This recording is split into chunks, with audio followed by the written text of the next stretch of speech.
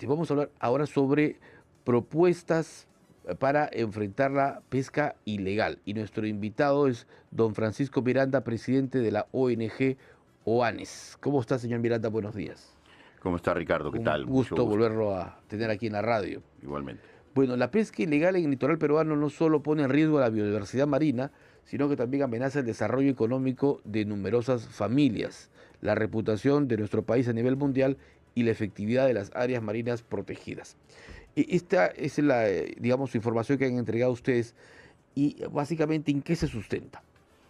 Bueno, lo principal es diferenciar qué cosa es lo que tenemos ordenado y qué cosa está desordenado en el Perú, ¿no? Correcto.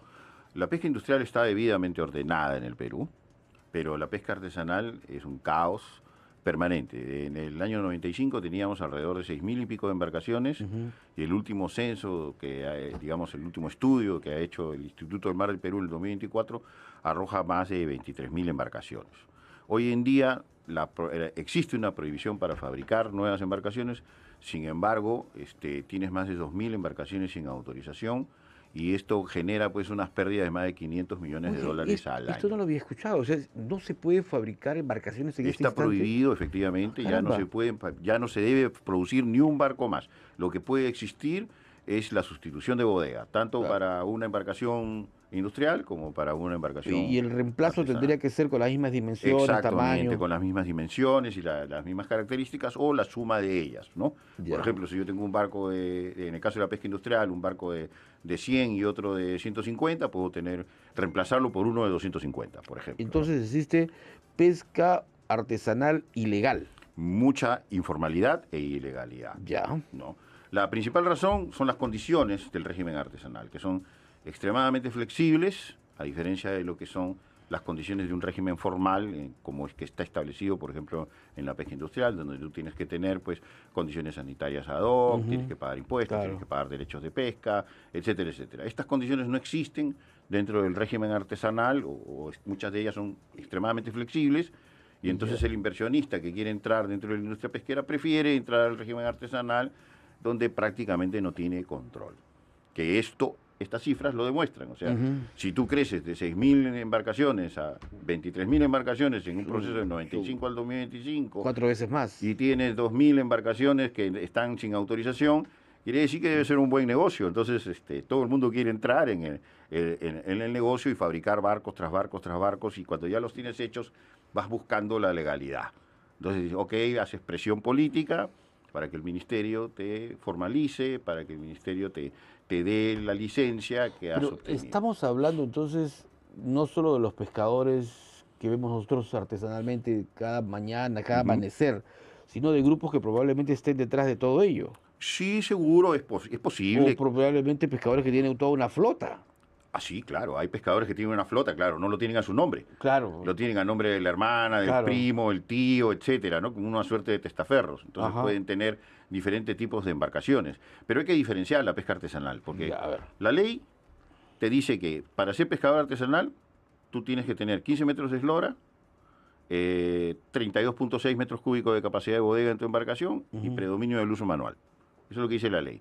La ley peruana define al pescador artesanal por la herramienta que debe tener, el máximo de la herramienta que debe tener, pero no la define por el ecosistema que usufructúa o el lugar donde realiza su esfuerzo pesquero. Entonces tú tienes Ujú. tres tipos de pescadores artesanales dentro del marco de la ley.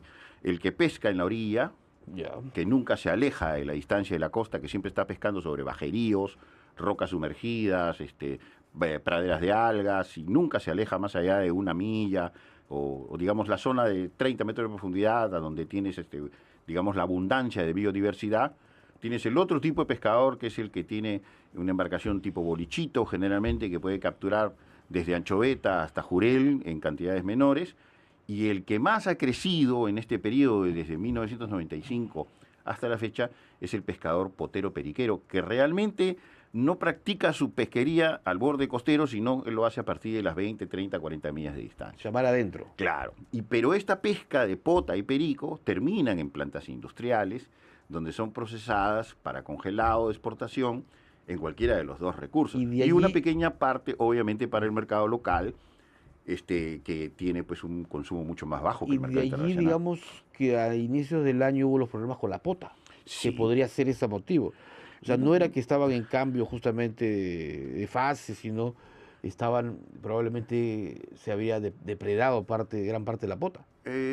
La pota es un animal que vive dentro y fuera de las 200 millas, Ya, ¿no? Y todavía está en un proceso de estudio, no lo conocemos como conocemos la anchoveta, por ejemplo, ujú, ¿no? Tenemos un amplio conocimiento de la anchoveta. La pota la estamos comenzando a conocer, digamos, de hace unos años atrás hasta la fecha, ¿no? Vamos a ver, 20 años, por decir así. No es lo mismo 60 años de pesquería de anchoveta que 20 años de pesquería de pota o más, ¿no? ujú, Entonces, lo que dice el IMARPE es que en el año 2024 hubo una reproducción ujú. y estos juveniles de pota se quedaron por efecto de las corrientes en un área cercana a la costa y en los primeros meses del año estos fenómenos oceanográficos los empujaron hacia la costa y otra parte de la pota se fue o salió por las condiciones oceanográficas fuera de las 200 millas, ¿no? Obviamente con una embarcación de 15 metros de eslora, tú no vas a mantener una pesquería de altura de 45 días de captura fuera de las 200 millas, porque no tienes una Claro. embarcación adecuada, como sí la tienen las embarcaciones extranjeras que operan fuera de las 200 millas. Y aquí en la costa se dio el fenómeno del crecimiento, que lo fuiste viendo en este año 2025. Al principio tenías animales de 200, 300 gramos en hilo, en Ujú. lomas, en la parte del sur del Perú, y luego en la medida del año fueron creciendo, hasta que llegaron acá a San Bartolo, Punta Hermosa, ya Claro. animales de 1,5 kilos, 2 kilos, que son los mismos animales que luego la corriente los bota normalmente hacia, digamos, hacia las 20, 30 millas o hacia el norte, pero son animales que están en crecimiento. La pota tiene 3 años de vida. A los 3 años muere, como todos los calamares, una vez que se reproducen, muere. Entonces lo que ha querido el IMARPE es que haya pota para el año próximo. Claro. Entonces esto ha hecho que haya tomado las medidas de estudio pertinentes a lo largo del año y soltar cuotas, digamos, parciales hasta la última que ha votado para poder preservar, Claro, garantizar su reproducción, ¿no? garantizar la reproducción, Ujú. sobre todo el crecimiento, porque Claro. no es lo mismo capturar una biomasa de, digamos, de un número de ejemplares que son pequeños que capturar una biomasa de un número de ejemplares que son mucho más grandes. Las Claro. potas pueden tener 5, 6, 7 kilos de peso y ahora se está capturando potas de 1 kilo, kilo y medio, ¿no? Ujú. Señor Miranda, ¿y por dónde vamos viendo las soluciones al tema? ¿Qué Bueno, hace falta? El Ministerio de Producción tiene que, digamos, dictar algunas normas, mayor supervisión.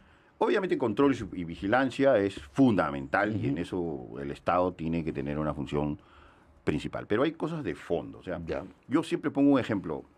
Cuando tú, hace años, somos casi contemporáneos, Ujú. construías un parque en la ciudad, de pronto venía el arquitecto y te diseñaba unas veredas sinuosas, curvas, pero sin embargo siempre estaba la línea del camino de la diagonal. Claro. El tipo que quería cruzar el parque de un lado al otro lo cruzaba sobre el jardín, sobre la vereda, Ujú. sobre lo que fuera.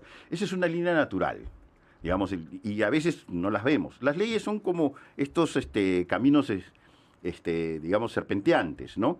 Y la línea natural es la línea diagonal. Acá en el Perú se practica una pesquería que es diferente a lo que es alrededor del mundo, sobre todo en el caso de la pesquería de anchoveta, ¿no?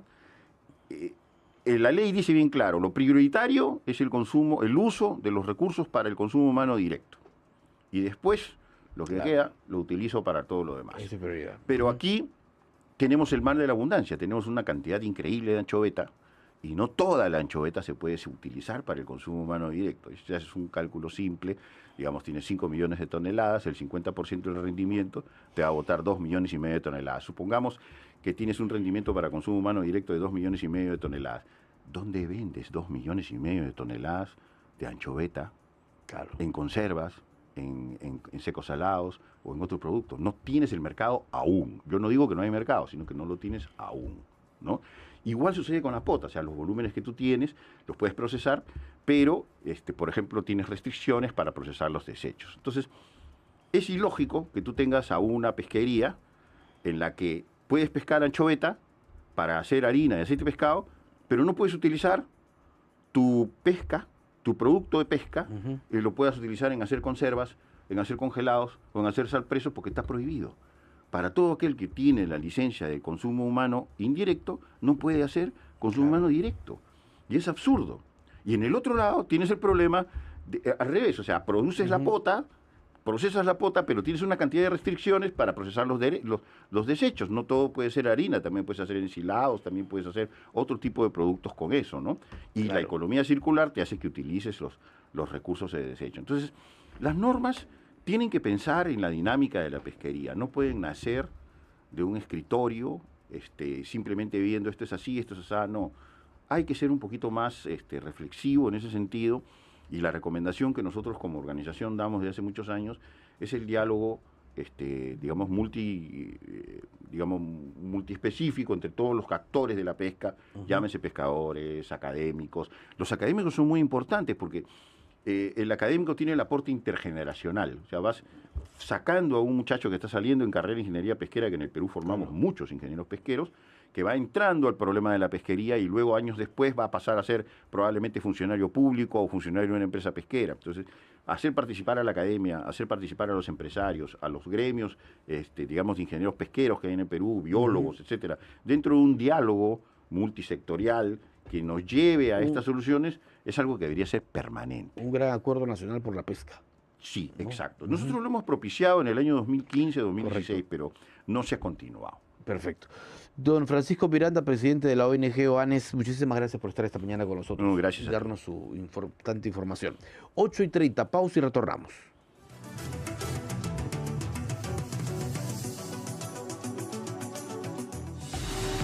Esto es lo que está pasando en el